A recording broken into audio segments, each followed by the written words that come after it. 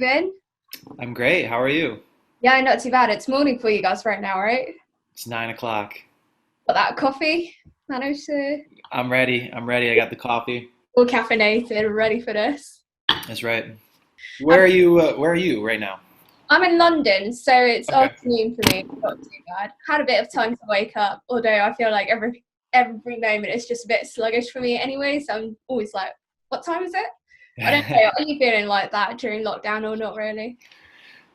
I've got days. I think days during lockdown where I'm just like, man, I don't know what time it is, nor do I like really care what's going on. But then there's other days where have this like burst of energy where I have to do like everything that I've been planning on doing. So Yeah. yeah, it's day-to-day basis, I guess. State Champs is celebrating its 10th year as a band. Well, hey, how does it feel to have made it to this milestone? I don't know that many bands could say that they made it 10 years.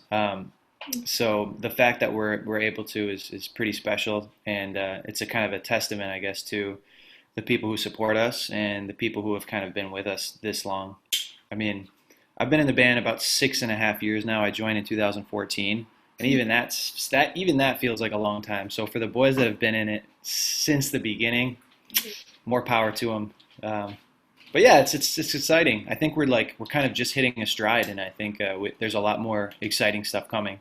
I know that you guys did a celebratory online variety show. How was Yep. it? It was amazing. It was amazing. We were a little bit nervous when we kind of like came up with the idea to try it, because all of us are pretty uh, well, actually, none of us are very tech savvy at all. So we kind of came up with an idea where we're like, we have to keep people entertained. We don't want people to forget about us, and because we had some plans to make a record during the lockdown, and then everything got pushed back, we're like, we have to do something exciting. So we were like, okay, 10 years, let's put together this online show. We don't know if anybody's going to show up, but then we kind of started seeing bands doing something like it, and we were like, we want to do it better. So we want to do songs, and we want to do skits, and we want to have guests, and we want to do all this kind of stuff. And it really turned out awesome. I mean, you could really see the excitement and the people, I guess, who were kind of missing that, I guess, community aspect of our band. Like, Yeah. there are people who love us as, musicians and as a band, but there's also that there's a really close knit community, and I think, when we congregate and we kind of get together and everybody is there, something magical happens. So it was really really fun. We premiered some new music, and we did some funny, stupid skits. So I think it kind of covered all the bases for us as a band, and kind of hold people over until we release some new music. Oh, that sounds really lovely then. And what would you say are your proudest achievements during your time with the band? I guess stuff that stands out in my mind, Reading and Leeds, when we got to do Reading and Leeds, that was a pretty special thing for me. I think that was in 2016. We got to play the main stage, Mhm. and that was cool. We kind of joked about that on our variety show a little bit too, because we got kicked out of our green room by ASAP Rocky, and yeah, they needed the green room for Kendall. I think he was dating Kendall Jenner at the time, so it was like we were riding a high of just playing a main stage, and then we were like, we're actually still scrubs because we just got kicked out of our green room by ASAP Rocky.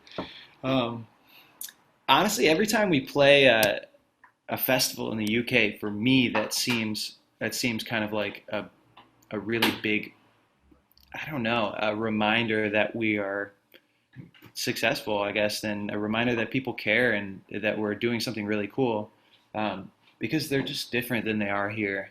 Mhm. Uh, Aside from Warp Tour, which is kind of like a staple festival here for our scene, Mhm. when we play something in the UK, it's like it's all encompassing. They have every kind of music there, and people there are just there because they love music and they love the experience. The energy is so different. Like, Mhm. Download Festival, and obviously being able to headline Warp Tour for the last summer, that was really special, and obviously something we'll probably never forget as a band.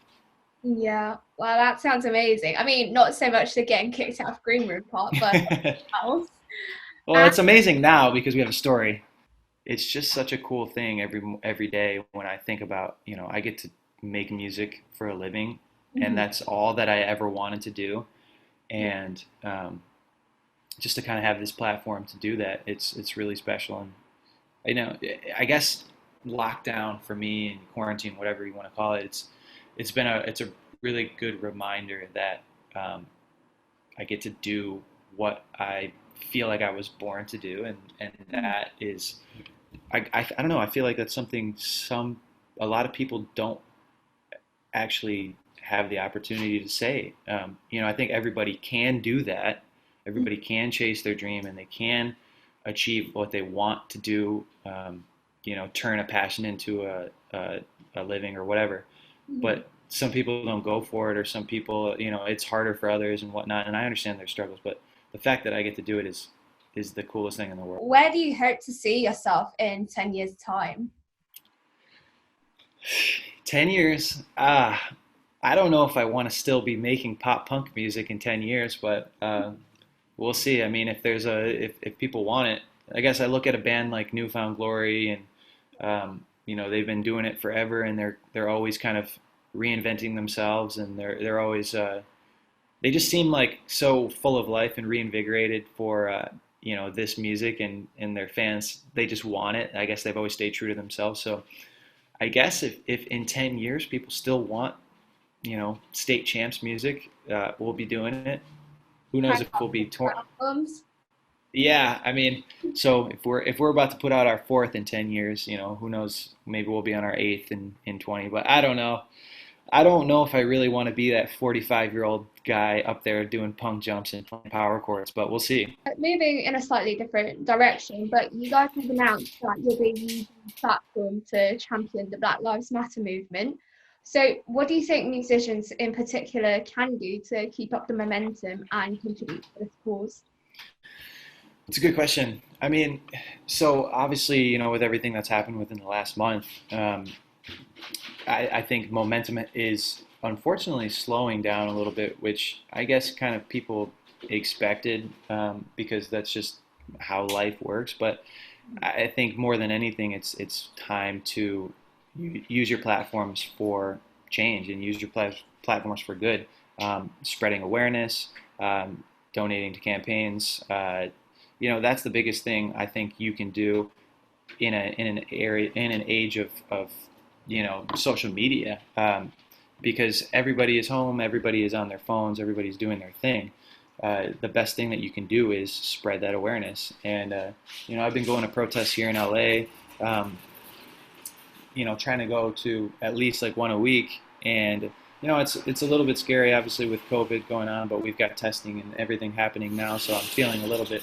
Uh, I have a little bit more peace of mind that even if I do have it, and I can know. So I think raising your voice, and as far as musicians go, just do your research. You're home. You can read an article that maybe you were intimidated to read before because it's long and you don't think you have time. It's about self improvement, because we all know that these injustices have been happening and are happening every single day, and they've been happening for so long, even in our music scene. And I think because as a white person, you have that privilege to just kind of ignore it or choose to, not speak up on it. And I think it's just time for a change. And so we have to do better. We have to read, we have to watch, we have to use our voices. And I think that's the thing that kind of people have been afraid to do up until this point, where maybe they feel they're not educated enough to make a statement or a claim on something. And that's just not going to fly anymore, because you can't hide behind that anymore.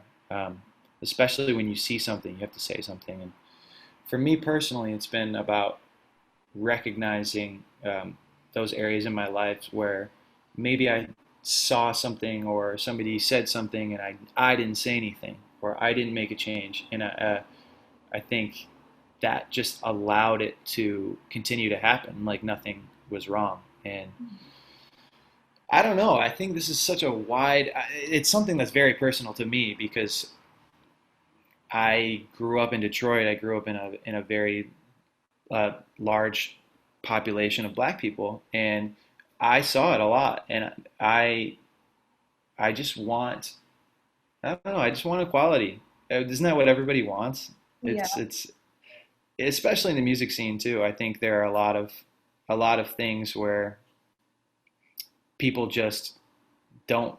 They're not paying attention to these social injustices because they live in a bubble. We do kind of live in this little bubble where we live this interesting, cool life where we get to travel around and see everything. And I think that has kind of opened my eyes more than anything to everything that's going on because I have been able to see the world. I've met people from every walk of life, every color, every sexual orientation. Like those are people to me. And I think a lot of people who don't realize, like they don't have that experience, they just look at people and they look at a label and they see this person as like, this person is, different than me, so I don't understand them. Like, so to me, it's a kind of like it's a personal battle for me because I want people to know that people are people. And All the hopelessness around the hopelessness that people feel in the face of social injustice, Black Lives Matter. mm, How do you kind of confront those negative feelings and work through them? I mean, I guess it makes sense. It makes sense that people are kind of feeling that way because I guess maybe they're just now realizing that the world isn't as beautiful as they thought it was. There's a lot of shit. There's a lot of bullshit that happens, every single day that you, like I said, you turn a blind eye to, or maybe you don't even realize it's there until it gets up, like, right in your face. Um, I've been kind of encouraged actually by, I feel like the vigor of people really wanting to make a change during this time. Like, things like this have happened before in our lifetime, and I think the momentum dies pretty quickly, or the next thing comes along and kind of wipes it under the rug, and you just forget about it and you move on in your daily life. And like the fact that these protests and these riots and these things are still happening, a month it's a month after Mr. George Floyd, excuse me, he passed away, and things are still happening. And so for me, the fact that people are still talking about it, the people are still doing the research, the people are still learning, reading books, and just trying to better themselves, I've been encouraged because you know at this point our generation's attention span is pretty short, and I figured a lot of people would have moved on by now. And I, the fact that people are still caring and trying to genuinely make a real change, make a lasting impression, that's been cool to me. That's actually been pushing me to want to be a part of it because I think the second you let this die down and you let things kind of go back to normal and go back to the way that they were, Mm-hmm. nothing's going to change. So for those who are feeling hopeless, I think you got to get on the train now, or you're going to get left behind.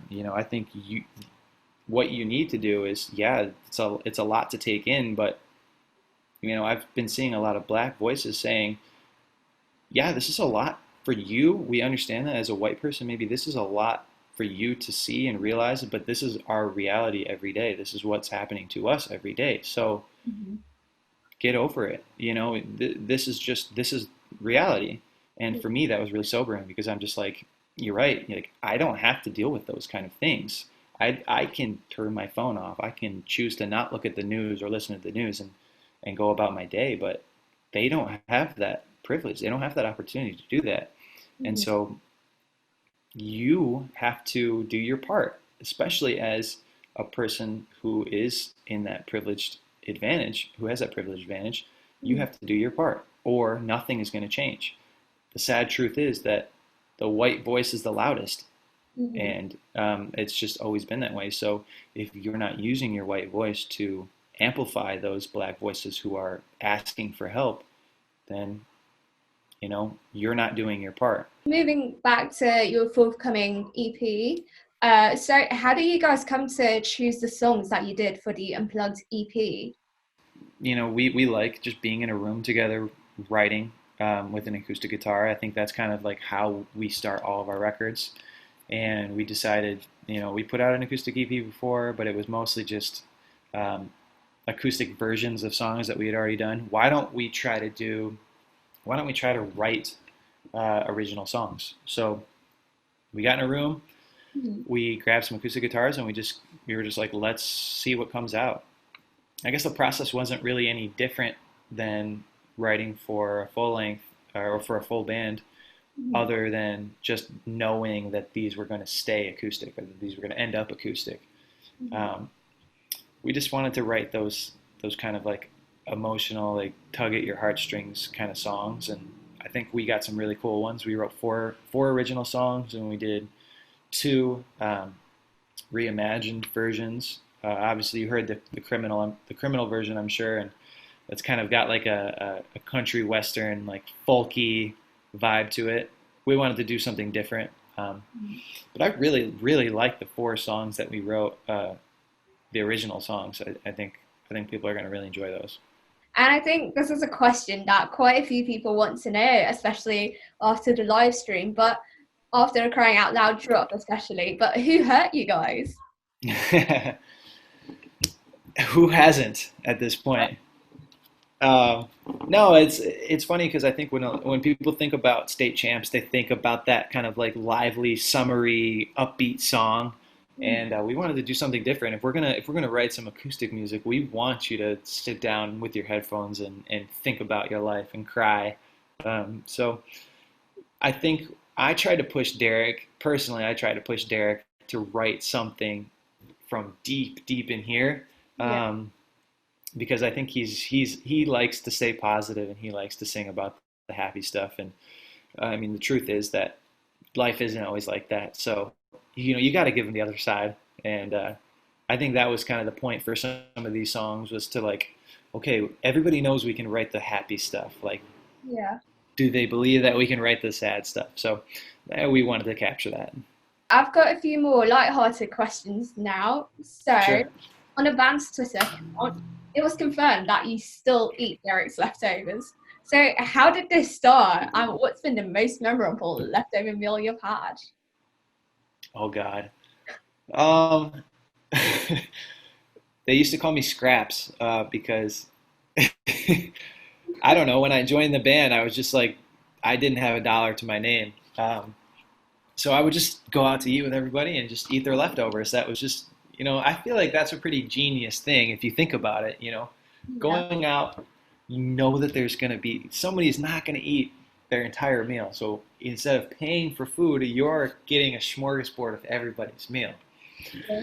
So that's kind of where it started. Just eating everybody's leftovers, obviously. The most iconic leftover meal, I don't know. And your dance moves on stage are always a big talking point for fans. So, have you always kind of been like a dancey performer? And when would you say it started? Yeah, I've always been a ham, I think. You know, my mom used to send me to my room when we had people over, because the best punishment in her opinion for me was to not be the center of attention.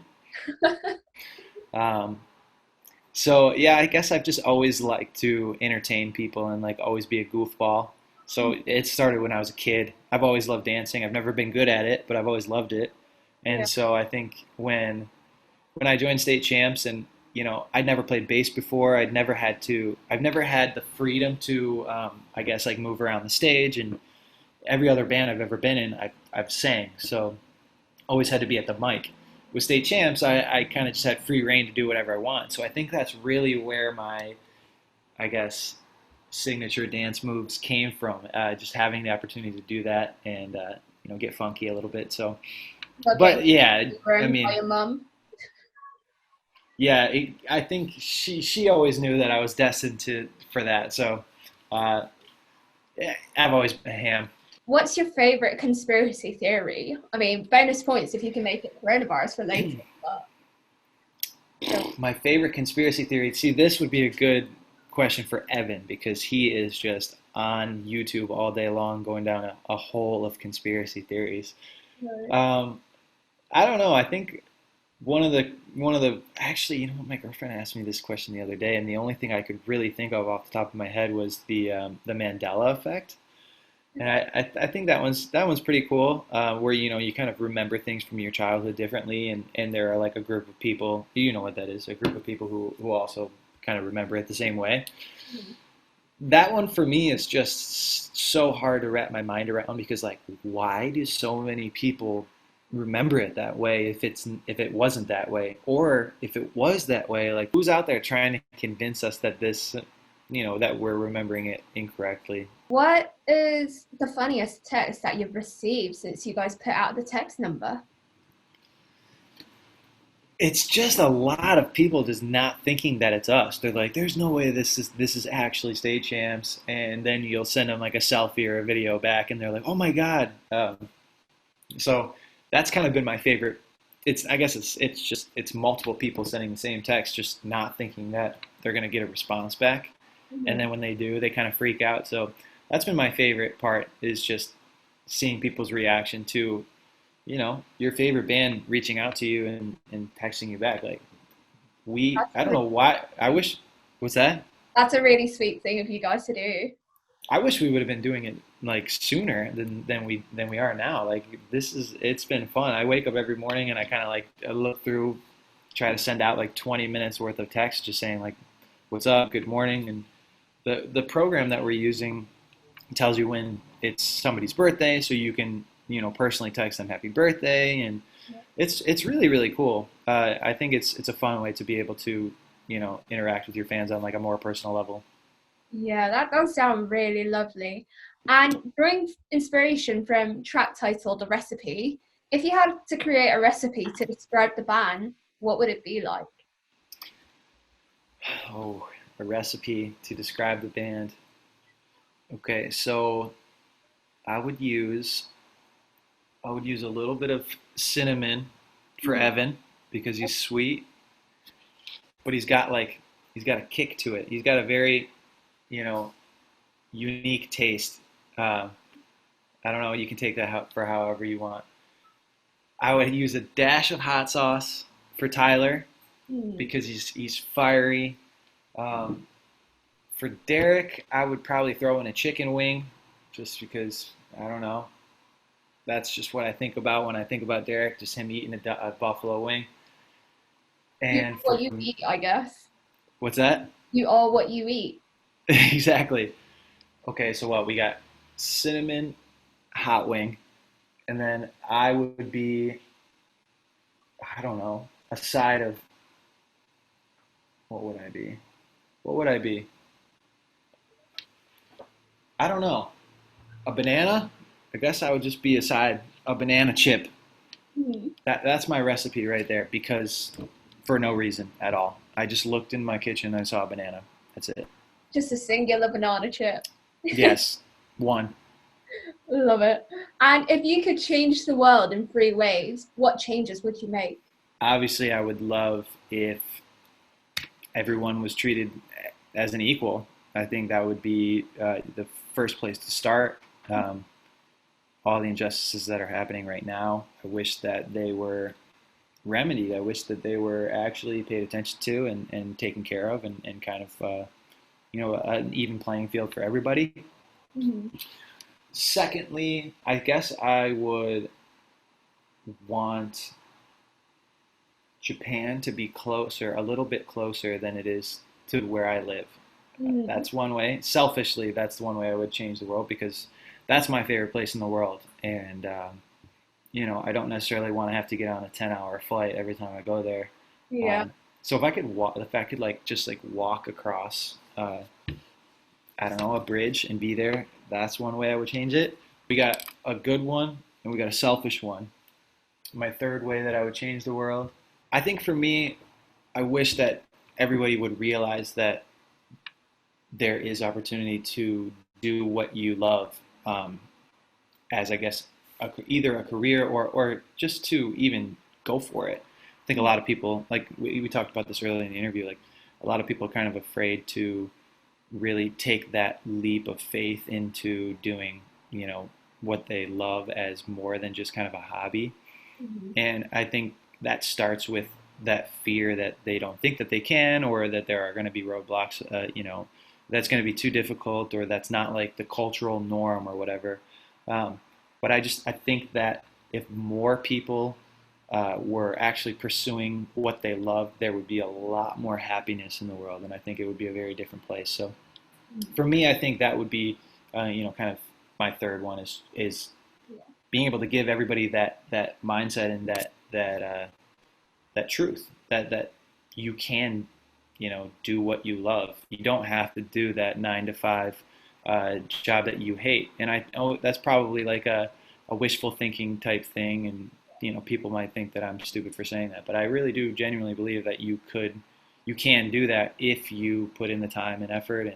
And yeah. Which meme do you think best captures the band? Um, so in 2000, it was either 15 or 16, we dressed up as the Minions for Halloween, Oh, and that was at the top of their like. I mean, they were memed. They were memes everywhere, and people hated the Minions for whatever reason. I don't even remember why. And so, as far as a meme goes, I think that captures us very well because you hate them for some reason, but you deep down really love them. yeah. Yeah, we're the Minions.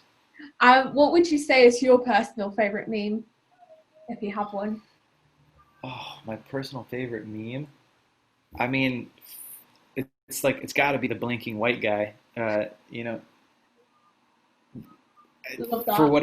whatever reason. I mean, that's just a classic one for me because I think we were kind of doing that like as a group before that meme even became popularized. Like if somebody said something stupid or did something stupid, we would just blink heavily at them, and they didn't understand like what it meant, but all of us would just laugh. And then when that meme got super popularized, we were just like, this is the perfect meme because we understand it. What's a motto you live by and why? Anything for comedy. That's I feel like that's kind of been my slogan forever. I'll do anything for a laugh. I was saying this to somebody the other day. Like, besides playing music, I think my favorite thing in the world is like trying to make somebody laugh. Whether or not I succeed is a different story, but I love to try to make people laugh. So I'm like I said, I'm a clown. I'm a ham. I just like to do silly things. So anything for comedy is my motto because some people will ask me like, what did you do that for? I'm just like, get a cheap laugh. Yeah. Yeah. And I've got just a couple of quick fire ones to wrap things up. So I feel like I might know the answer to this, but tea or coffee? Coffee. Banana bread or sourdough bread? Banana bread. Netflix or YouTube? A couple months ago, I probably would have said Netflix, but I've been watching a lot of YouTube lately, so I'm going to say YouTube. Ooh. Zombie apocalypse or alien invasion? Alien invasion. Fall Out Boy or Panic at the Disco? Fall Out Boy. Instagram or Twitter? Same thing. I think probably maybe a year ago I would have said Twitter, but I'm more of an Instagram guy now. Nice. And yeah, that concludes all of the questions I have. Do you have any Awesome. concluding final thoughts, any profound quotations you want to put out into the world? I appreciate you having me. Uh, we got a new EP coming out August 14th. It's Unplugged. We're working on our full length record right now, and it's going to kick ass. So, I think the world is a little bit hopeless right now, but we got something coming for you, if that matters. In the grand scheme of things, it doesn't really, but maybe it'll bring you some slight joy.